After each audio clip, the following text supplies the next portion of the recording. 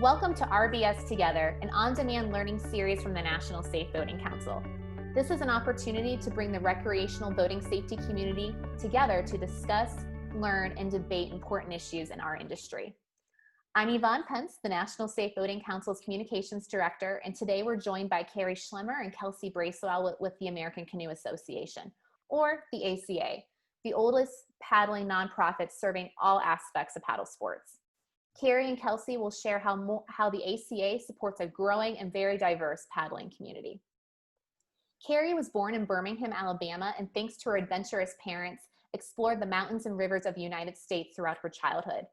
In high school, she began whitewater kayaking, helping to drive her to explore the rivers of Alabama, Georgia, Tennessee, and North Carolina. After falling in love with Western North Carolina, she attended and graduated from Brevard College with a dual undergraduate degree in wilderness leadership and experiential education and business and organizational leadership. After graduating, Carrie worked in Colorado and Western North Carolina before joining the ACA in 2017. Kelsey has been with the ACA for 10 years. After building her love of the outdoors in the mountains of northern Georgia, Kelsey, like Carrie, graduated from Brevard College with a dual undergraduate degree in wilderness leadership and experiential education and psychology.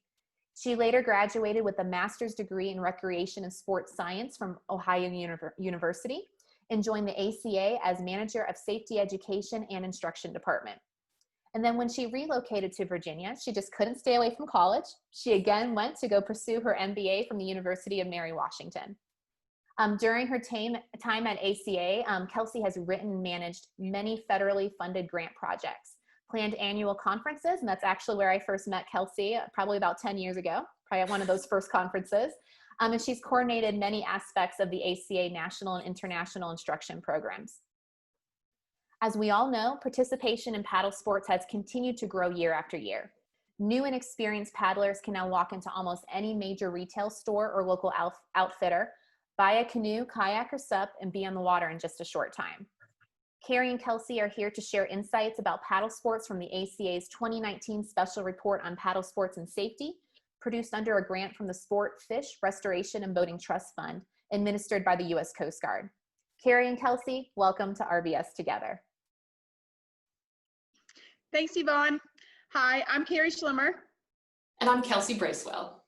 And we work for the American Canoe Association, also known as the ACA, like Yvonne mentioned above. The ACA is a national nonprofit organization, and it was founded in 1880. Our purpose is to serve the paddling public by providing education that's related to all aspects of paddling.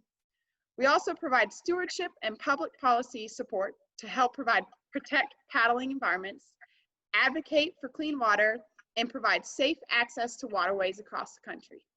We also sanction, ensure, and then support tons of programs and events to promote paddle sports competition, waterway exploration, and general paddling recreation. If you'd like to learn more about all the other programs we support and the resources we have to offer, please visit our website at americancanoe.org. One of the other ways that the ACA is able to accomplish so many cool things for paddlers and other waterway users is through meaningful partnerships with like-minded organizations, just like the National Safe Boating Council. And enjoyable and safe boating lies at the core of both of our organizations. And it means a lot that we have the chance to work on important projects like this one and share our successes with one another. Thanks for listening to our elevator pitch. We are here today to introduce you to an eye-opening project that we recently completed, the 2019 Special Report on Paddle Sports and Safety. What's it about? It's a combined illustrated results of a nationwide survey which gathered both general and specific data about paddle sports participation, trends, and reflections about the paddling industry and paddling participants within the United States. Just as Yvonne had mentioned earlier, this project was funded by the United States Coast Guard. And while we managed it here at the ACA, it would not have been possible without the assistance of multiple national partners who lent their expertise and a lot of their time to create this comprehensive report. We'd like to give a quick shout out and a giant thanks to these industry partners because they each played a pivotal role which made this report so impactful and useful. Some of these partners include the Outdoor Industry Association, OIA, and the Outdoor Foundation. They are a membership-driven trade organization for the outdoor industry. In collaboration with their members, they represent outdoor recreation enthusiasts within the recreation and trade policy world and sustainable business innovations. And they have an overarching goal of increasing outdoor activity participation in paddle sports and all other sorts of activities too. Through sports marketing surveys, OIA previously produced similar national representative outdoor participation reports and special ones about paddle sports in 2009, 2013, and 2015. If you'd like to review those or see more about the reports that they have made, you can see all of that at their website at outdoorindustry.org/participation. One of the other partnering organizations for this project is the National Association of State Boating Law Administrators, NASBLA. They're a national nonprofit organization that works to develop public policy for recreational boating safety. They represent all recreational boating authorities in all the 50 states, plus all US territories. Through a national network of thousands of professional educators, law enforcement officers, and volunteers, they affect the lives of over 76 million American boaters. Two of their committees contributed heavily to this project, the Engineering, Reporting, and Analysis Committee, and they have a separate Paddle Sports Committee. The Engineering and Reporting Committee assisted us by identifying, evaluating, and analyzing recreational boating accident data as it pertains to paddle sports. And then the second committee provided guidance regarding desired outcomes from all of these state agencies that are part of NASBLA. In addition, a lot of relevant data from the report that we've made has been integrated into their boating safety dashboard, which is a totally public tool that's designed for use by recreational boating stakeholders, program managers, and other interested parties. To see that information on their dashboard, you can find it at nasbla.org. And last but not least, the United States Coast Guard. They funded this project, and their mission is to minimize the loss of life, personal injury, property damage, and environmental impact that are associated with the use of recreational boats. And through preventative means in order to maximize safe use and enjoyment of the US waterways by the public. As Yvonne mentioned, this 2019 special report on paddle sports and safety, as well as the upcoming video presentation you're about to see, were produced under a grant from the Sports Fish Restoration and Boating Trust Fund, administered by the US Coast Guard. The survey portion of this project was conducted by the Outdoor Industry Association and contracted through the Physical Activity Council. During 2018, over 20,000 online surveys were conducted with a nationwide sample of individuals who are representative of the US population for people ages 6 and older. Strict demographic quotas associated with gender, age, income, region, and ethnicity were followed to ensure a balanced sample. So the following video presentation for the 2019 special report on paddle sports and safety was put together to accompany the report document. You can watch it as a standalone video, or you can follow with the report document side by side. As a government-funded resource, both the special report on paddle sports and safety, as well as this upcoming video, are within the public domain. So that means that there's no copyright or permission required or charge to use it. So please feel free to share and reference this video and the special report whenever and wherever it's useful to you.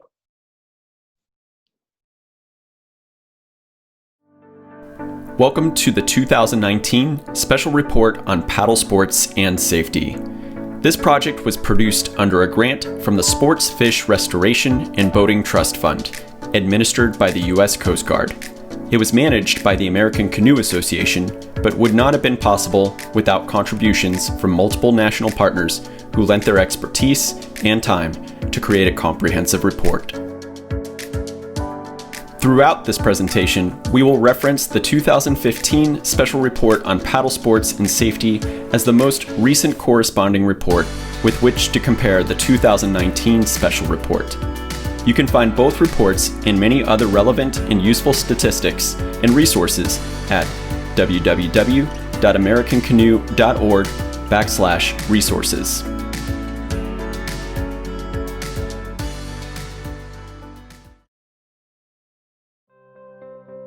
In 2018, 22.9 million Americans, or 7.6% of the U.S. population, took to rivers, streams, lakes, and oceans to participate in at least one paddling activity.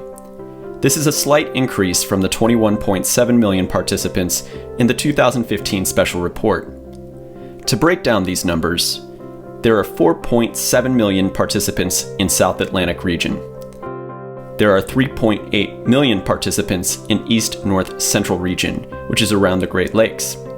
And there are 3.5 million participants in Pacific region along the coast. Most commonly, paddling participants are Caucasians who have attended or graduated from college and have an average annual household income of at least $75,000. Notable changes in numbers include stand-up paddling has seen the most significant growth. The sport has gained over 1.5 million participants since 2013. 11% of those surveyed have been participating in paddle sports for 21 or more years.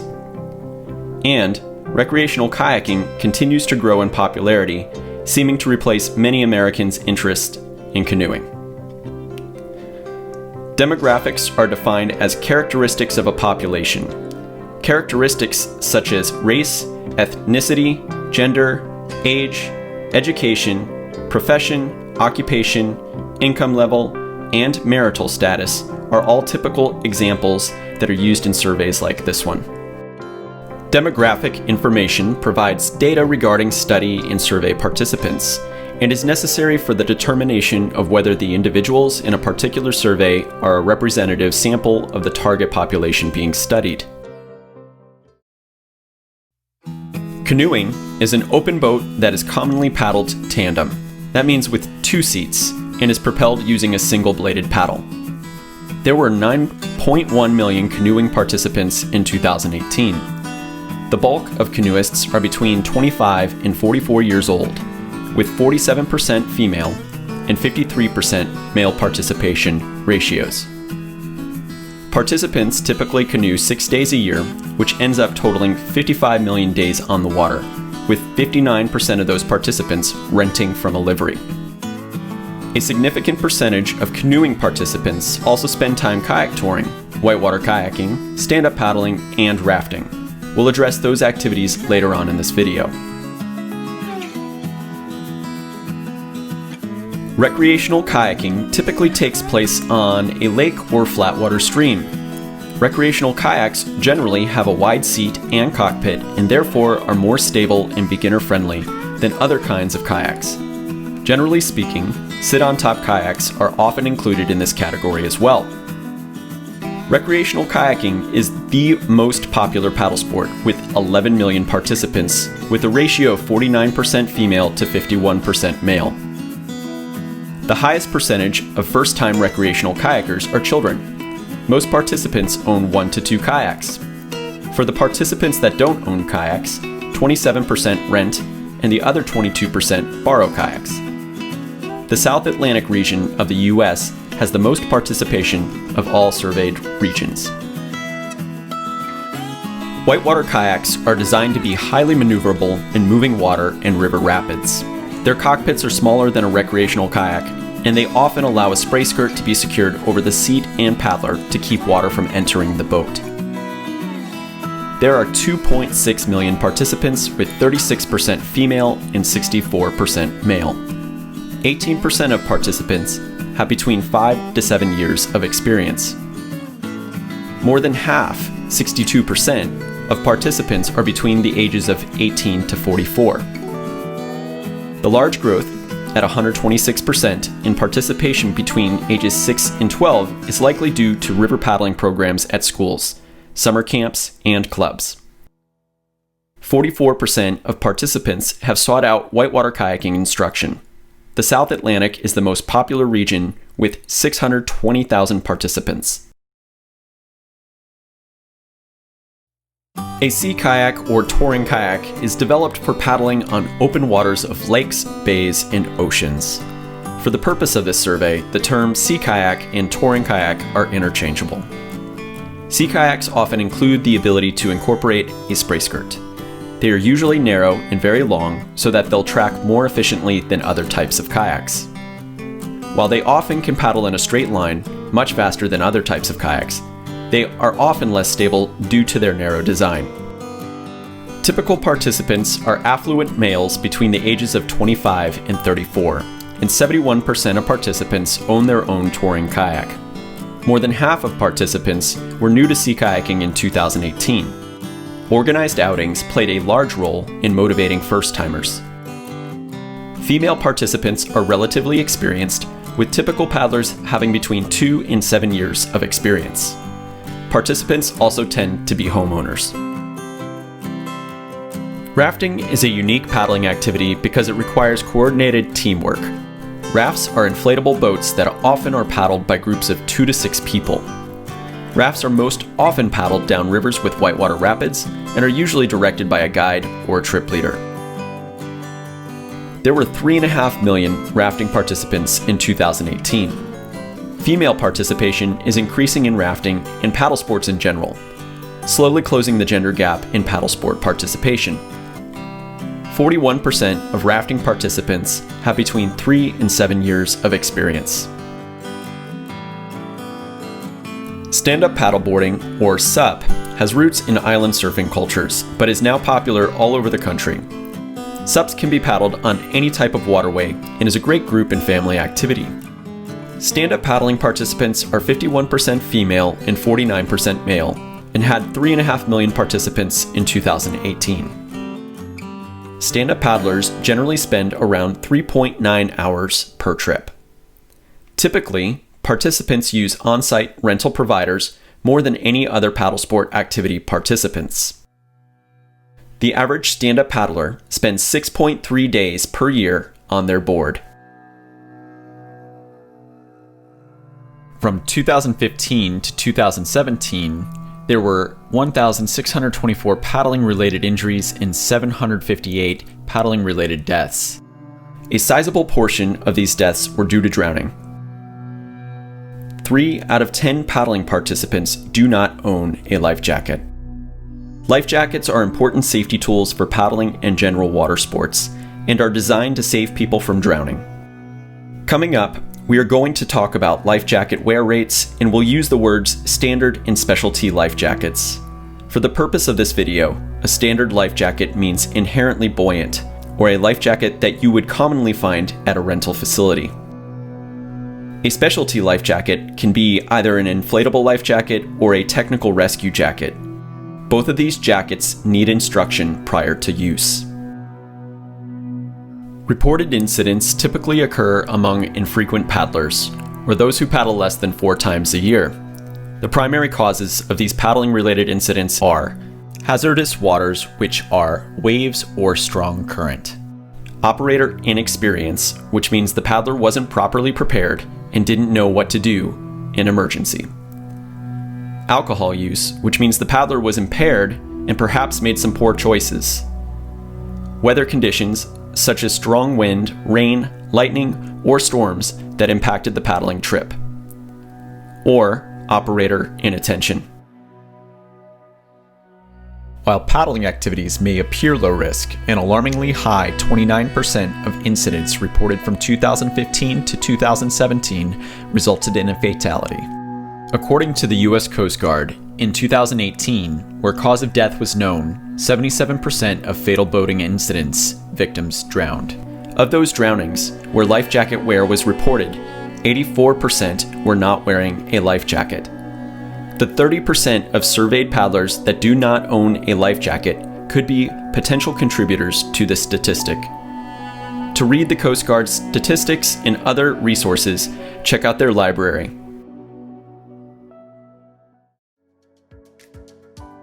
Paddlers who kayak, recreational kayakers, sea and touring kayakers, and whitewater kayakers are more likely to own kayaks. By comparison, paddlers are much less likely to own canoes, rafts, and SUPs, making these more rental-heavy activities. Just like when trying any unfamiliar activity or new experience, sometimes participants seek our instruction, education, classes, or advice before they try something new. In addition, experienced paddlers who wish to further their skills or become better teachers oftentimes seek more training or certification so that they can share their experience with others in the most effective way. In conclusion, paddling as an outdoor recreation activity has many diverse niches and corresponding participation groups. The more people who paddle, the more equipment is purchased, and the more related facilities and services are utilized. Unfortunately, increases in participation also lead to increased number of incidents. In the case of paddling, one of the things you can do to avoid a life-threatening incident is to wear a life jacket. Thank you for watching this video. If you have questions about the survey or want more information about paddling activities, we encourage you to reach out to the American Canoe Association.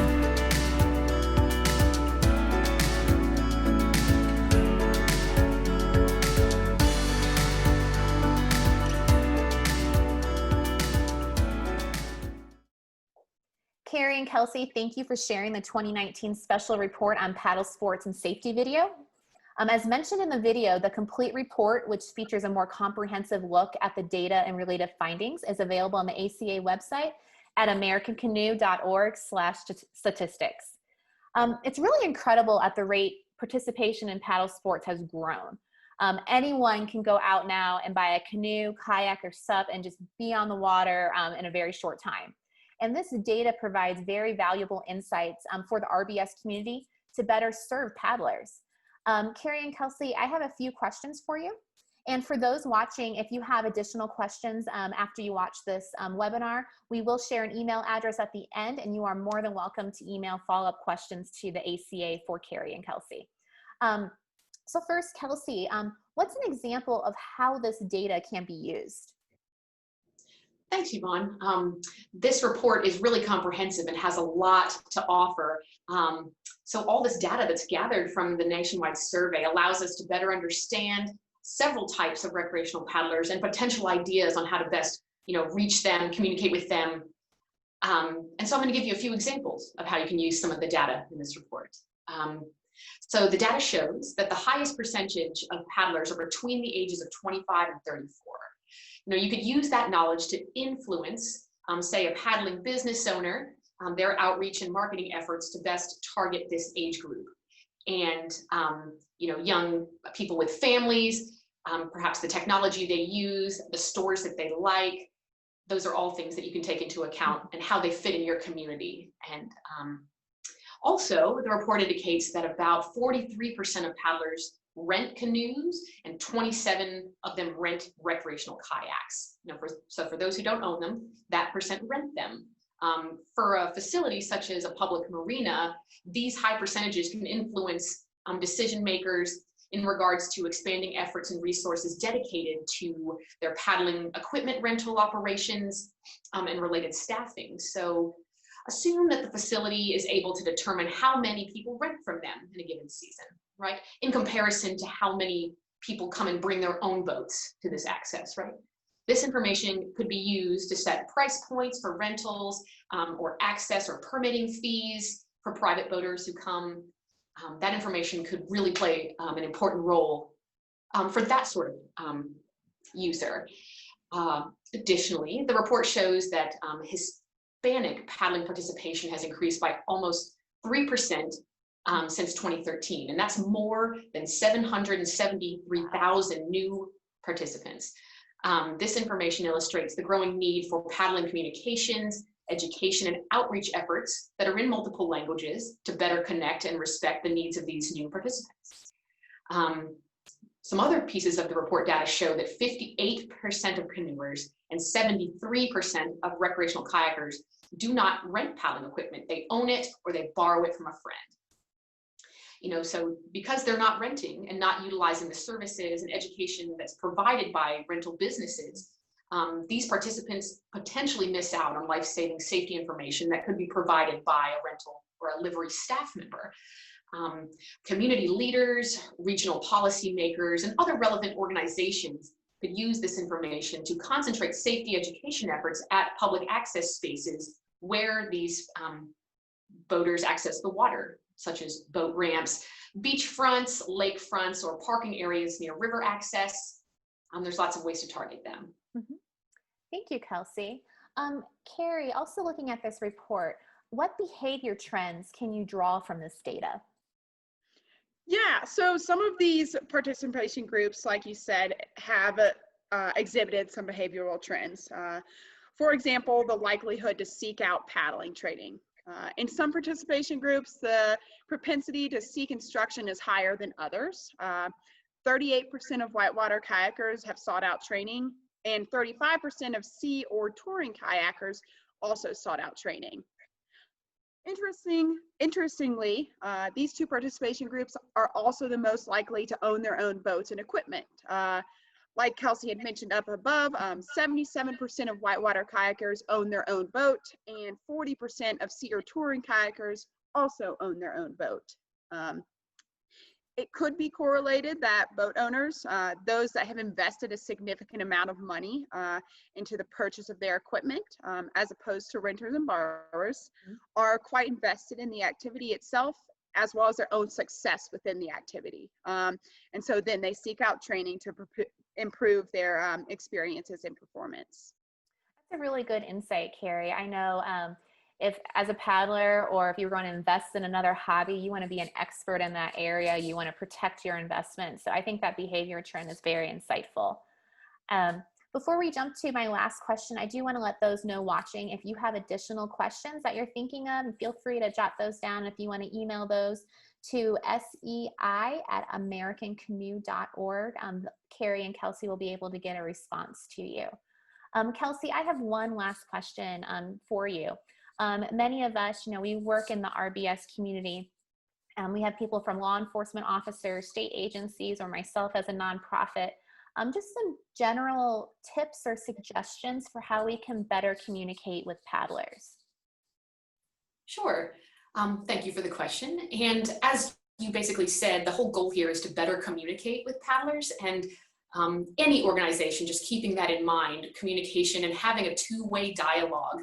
You can ask questions of that group, but be willing to listen to their answers and accommodate where you can, and also realize that they need clear information on what your goals are or what it is that you're trying to communicate with them about. So being articulate and being communicative and responsive, for anything is definitely a great answer. But, more specifically, I think that for nonprofits or state agencies, anyone who's advertising, be it safety information in classes or be it outreach events, just incorporating real paddlers in your advertising, in your marketing, and kind of your imagery, because just like any other dedicated group, paddlers can see through kind of like shallow or hollow or staged imagery, right?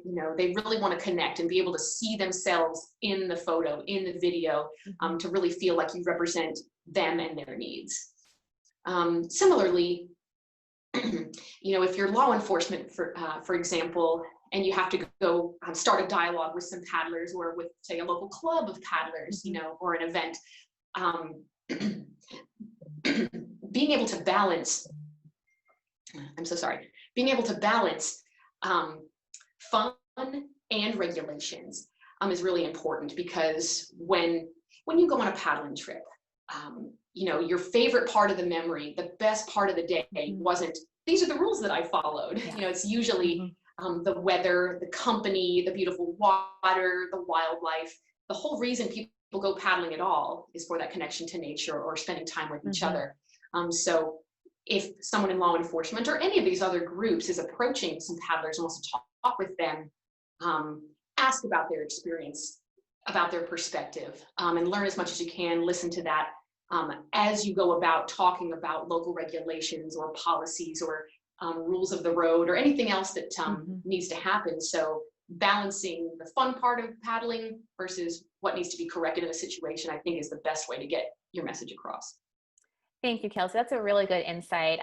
you know, whether you are talking to a paddler or, you know, a colleague, or even say for my case, maybe one of my children, you want to first make it relatable to them and have a shared connection before you get into the how you can fix things, or a safety reminder, or maybe a local regulation. And that's really important for our industry. I think as the RBS community as a whole, we may tend to want to educate first before building that connection. And that's really, really great insight. So thank you for that. Again, as you're watching, if you have additional questions, please feel free to email the ACA Safety Education and Instruction Department staff at sei@americancanoe.org. Carrie and Kelsey, on behalf of the National Safe Boating Council, thank you so much for joining us today. And for those watching, we thank you for your time. So take care, everyone.